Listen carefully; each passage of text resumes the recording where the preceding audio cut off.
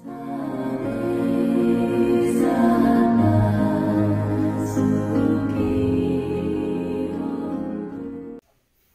भीम, नमो बुद्धाय.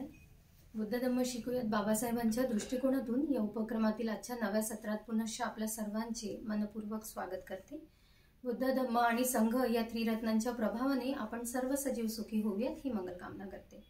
मित्रमैत्रिणींनो, आपण बुद्ध आणि त्यांचा धम्म हा ग्रंथ आचार्य बी सी वानखेडे साहेबांकडून शिकून घेत आहोत. त्यांच्याकडून आता आपण खंड क्रमांक 7 मधील भाग क्रमांक 1 मधील शेवटचं प्रकरण बघून घेणार आहोत. ते समजून घेण्याकरता साहेबांचे स्वागत करूयात आणि आजच्या सत्राची सुरुवात करूयात. साहेबांचे स्वागत करूयात. वंदना सर, जय भीम. जय भीम सर, स्वागत आहे आपलं नवीन प्रकरणामध्ये. आपण खंड 7 मधील भाग 1 मध्ये आहोत. अंतिम यात्रा बघून घेत आहोत. तथागतांची अंतिम यात्रेमध्ये कुणाकुणाशी भेट झालेली आहे, कशा वार्ता झालेल्या आहेत याबद्दल बाबासाहेबांनी फारच सुंदर पद्धतीने इथे त्रिपिटकाचा सार लिहिलेला आहे. आपण 5व्या प्रकरणात आहोत आता, आणि यामध्ये बुद्ध आणि सारीपुत्ताची अंतिम भेट दिलेली आहे. तर फारच महत्वाचं असं प्रकरण आहे. सर, आपण आम्हाला समजून सांगावं विनंती करते. हे प्रकरण सारीपुत्ताच्या संबंधाने आहे. शेवटच्या क्षणी सारीपुत्त येऊन तथागतांना काय ऍक्टिव्हिटीज करतो, काय चर्चा करतो, आणि बुद्धाची आणि सारीपुत्ताच्या भेटीत काय नवीन गोष्टी आपल्याला खूप सुंदर काही गोष्टी ऐकायला भेटतील, महत्वाच्या आहे. तथागत बुद्ध आणि सारीपुत्ताची भेट.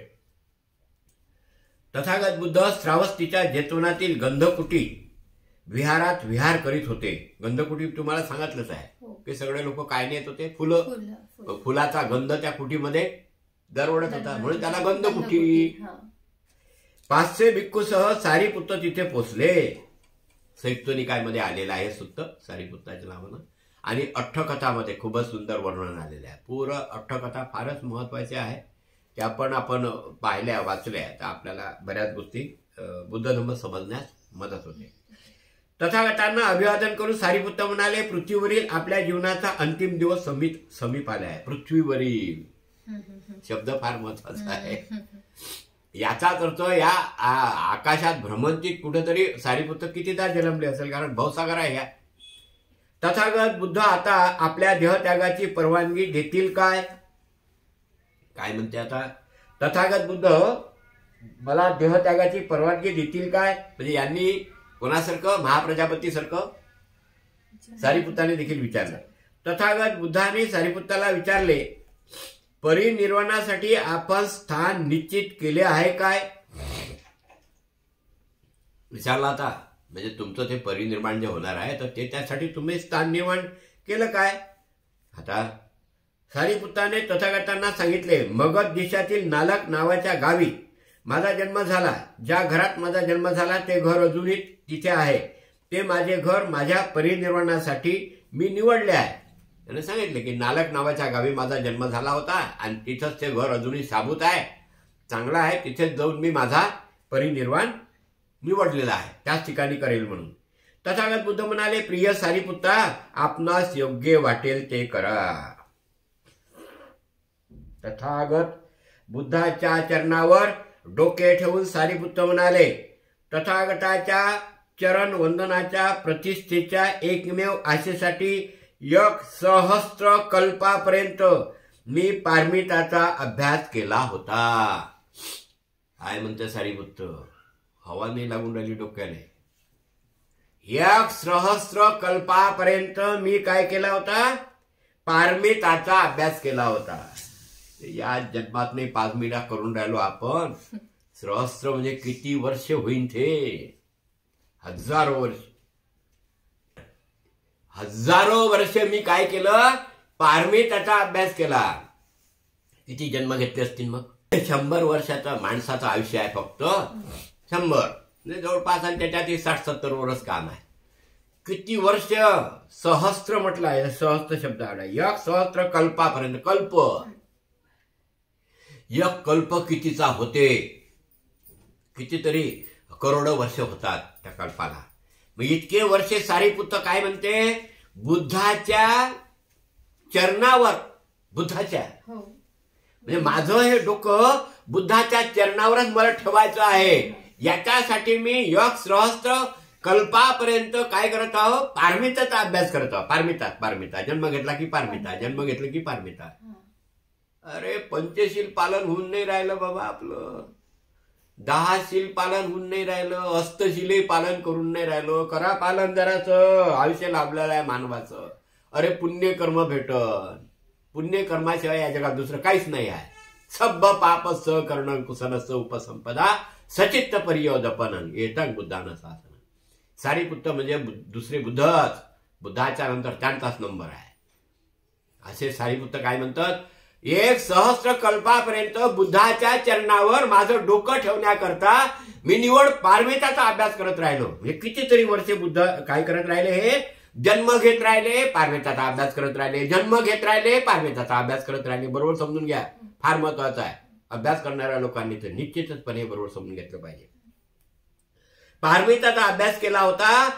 माझी ही इच्छा आता सफल झाली आहे. बघा केव्हा त्यांनी संकल्प केला असन, किती सहस्त्र कल्पाच्या आधी संकल्प केला असन, आणि त्यामुळे माझ्या आनंदाला पारावार उरलेला नाही.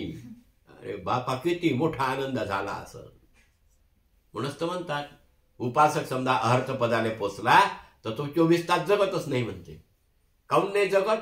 तो आनंदच एवढा मोठा होऊन जाते की त्याच्याकडून पेलवणं होत नाही.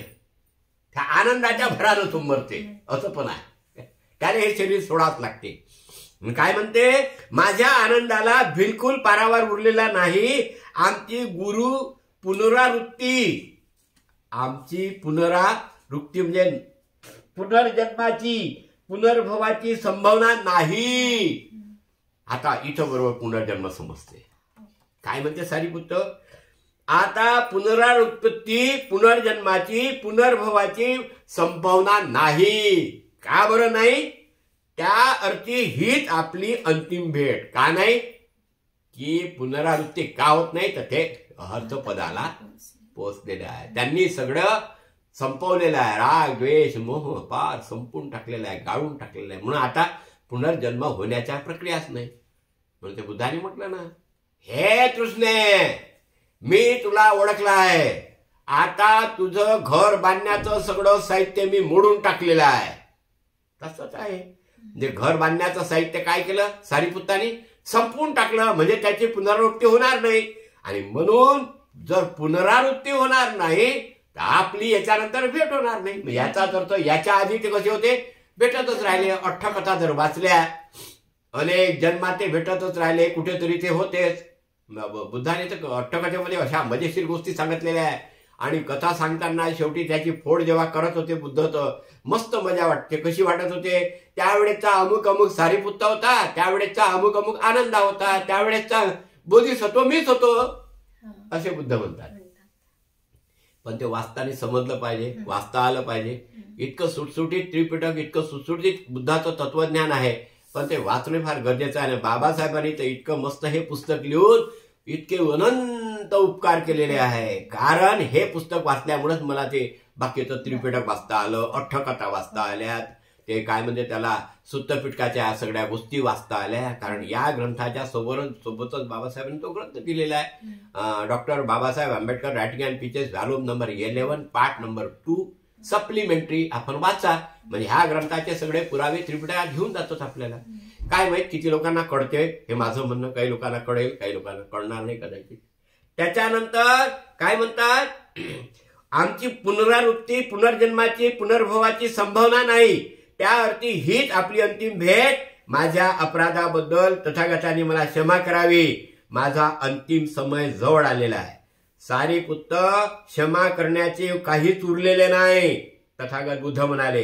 तेव्हा सारीपुत्त जाण्यासाठी उठले, तेव्हा त्यांच्या सन्मानार्थ तथागत बुद्धही उठले आणि गंधकुटी विहाराच्या सज्जात जाऊन उभे राहिले. सज्जा म्हणजे काय? समोर असं असते ना काही सज्जा, आपण म्हणतो ना आता सज्जात टाक बाबा घराला असा. तर मग गंधकुटीच्या समोर ते म्हणजे घरातून बाहेर पडले, सज्जातून उभे राहिले. तेव्हा सारीपुत्त तथागतांना म्हणाले, जेव्हा आपले पहिले दर्शन घडले तेव्हा मला आनंद झाला. आता आपले दर्शन झाले त्यामुळे मला अत्यानंद झाला. आपले हे शेवटचे दर्शन आहे हे मी जाणून आहे. पुन्हा आपले दर्शन होणार नाही. आपले दोन्ही हात जोडून तथागताकडे पाठ न फिरवता सारीपुत्त तिथून निघून गेले. तथागताने हात जोडले आणि माग माग चालले. माग माग म्हणजे काय? माग माग बिलकुल तथागताकडे पाहतच आहे ना, माग माग सरत आहे. दोन्ही हात जोडले आणि पाठ न फिरवता, आपले दोन्ही हात जोडून तथागताकडे पाठ न फिरवता सारिपुत्त तिथून निघून गेले. त्यावर उपस्थित भिक्खू वर्गास तथागत बुद्ध म्हणाले, आपल्या ज्येष्ठ बंधूच्या मागे जा. पहिली वेळ आहे असेल हे बहुतेक. भिक्खू वर्ग प्रथमच तथागतांना सोडून सारिपुत्ताच्या मागे तथागताच्या आज्ञेप्रमाणे गेला. बघा, म्हणजे आपण व्हरांड्यात उभे राहिले आणि भिक्खूला म्हणते जा, आपला जो ज्येष्ठ बंधू आहे त्याच्या पाठीमागे जा. आपल्या गावी पोहोचल्यावर सारिपुत्तांनी आपल्या घरातील ज्या खोलीत त्यांचा जन्म झाला होता त्याच खोलीत देह ठेवला. सारिपुत्ताचे दहन संस्कार केले गेले व त्याच्या अस्थी तथागत बुद्धापाशी नेल्या गेल्या. सारिपुत्ताच्या अस्थी स्वीकारल्यावर तथागत बुद्ध भिक्खूंना म्हणाले, सारिपुत्त सर्वोच्च विद्वान होते. त्यांच्यापाशी संग्रह वृत्तीचा लवलेशी नव्हता. सारिपुत्त उत्साही आणि कष्टाळू होते. त्यांना पापाची झुणा वाटत असे. भिक्खूंनो, त्याच्या अस्थीकडे ध्यान घ्या, त्यांच्या अस्थीकडे बघा. क्षमाशीलतेत सारिपुत्त पृथ्वी समान होते. त्यांनी आपल्या मनात क्रोधाला कधीही प्रवेश करू दिला नव्हता. कोणताही इच्छेच्या आहारी सारिपुत्त गेले नव्हते. विवेकावर सत्तेवर त्यांनी विजय मिळवला होता. करुणा, बंधुभाव आणि प्रीती ही त्यांच्या ठाई परिपूर्ण होती. काय म्हणते? समजा पृथ्वीला कोणा कुठं खोदलं काय तर पृथ्वी रागावते काय? बुद्धांनी प्रश्न विचारला होता. म्हणे नाही, तसेच सारिपुत्त आहे. पाण्याले कोणी आग लावली तर पाणी तुम्हाला काही म्हणते काय? पाणी आगीला आग जर लावली पाण्याला तर पाणी पेटते काय आणि पाणी रागावते काय? म्हणे नाही, तसेच समुद्रासारखे कोण होते? सारिपुत्त होते. म्हणजे त्यांच्याजवळ करुणा होती, मैत्री होती, प्रीती होती, असं बुद्ध भिक्खू संघांना पटवून देत आहे. त्याच सुमारास मोगलायन राजगृहा समीप एकांत विहारात राहत होते. तथागत बुद्धाच्या शत्रूंनी नियुक्ती केलेल्या मारेकऱ्यांनी त्यांची हत्या केली होती. कोणाची? मोगलायनची. मोगलायन महामोगलांच्या दुःखद मृत्यूचे वृत्त तथागत बुद्धांना सांगितले गेले. सारिपुत्त आणि मोगलायन हे तथागताचे प्रमुख शिष्य होते. त्यांना धम्म सेनापती असे म्हटले जात असे. आपली धम्म परंपरा पुढे चालू ठेवण्यासाठी तथागत या दोन्ही उभयांतावर अवलंबून होते. आपल्या हयातीत झालेल्या त्यांच्या निधनाने तथागत बुद्ध अधिक गंभीरतेने प्रभावित झाले होते. आता श्रावस्तीत वास्तव्य करावे असे तथागतांना वाटेना, म्हणून श्रावस्तीचा निरोप घेण्याचे तथागतांनी ठरवले. हे जे दोन्ही जे त्यांचे काय होते? धम्मदूत होते, त्यांचे धम्मसेनापती होते, सारिपुत्त आणि मोगलायन. सारिपुत्त गेले आणि सोबतच वार्ता कोणाची कळली की ज्याची हत्या झाली असे ते महामोगलायन. ही वार्ता तथागतांना समजल्यावर मग त्यांनी असा विचार केला की आता आपण या श्रावस्तीत राहण्याचं आता थोडंसं टाळलं पाहिजे आणि म्हणून श्रावस्तीचा त्यांनी निरोप घेण्याचं ठरविलं होतं. अशा प्रकारे सारिपुत्त आणि मोगलायनची जवळपास अंतिम भेटीच्या ह्या दोन गोष्टी बाबासाहेबांनी आपल्या ग्रंथात टाकलेल्या आहे. अत्यंत महत्वाच्या आहे. संयुक्त निकायमध्ये आलेले आहे आणि अठ्ठकथेमध्ये यांचं पूर्ण चांगलं विश्लेषण आलेलं आहे. अप टू डेट आलेली एक एक गोष्ट. तेव्हा मला असं वाटते ही गोष्ट हे तथागताची अंतिम भेट सारिपुत्ताची आपण बघितलेली आहे. धन्यवाद सर. फारच सुंदर पद्धतीने सरांनी समजून सांगितलेलं आहे. बाबासाहेबांनी काय सुंदर पद्धतीने लिहिलंय. म्हणजे साहेबांनी आपल्याला सांगितलं सुद्धा आहे की त्रिपिटकामध्ये हेच प्रकरण फार सविस्तररित्या आलेलं आहे, पण बाबासाहेबांनी किती सुंदर पद्धतीने थोडक्यामध्ये आपल्याला ही जी परिस्थिती होती त्यावेळेसची ती समजून सांगितलेली आहे. पुढील सत्रात पुढील प्रकरणात भेटूया आपण. सर्वांचे मंगल कल्याण. सर्वांना जय भीम. जय भीम सर. जय भीम.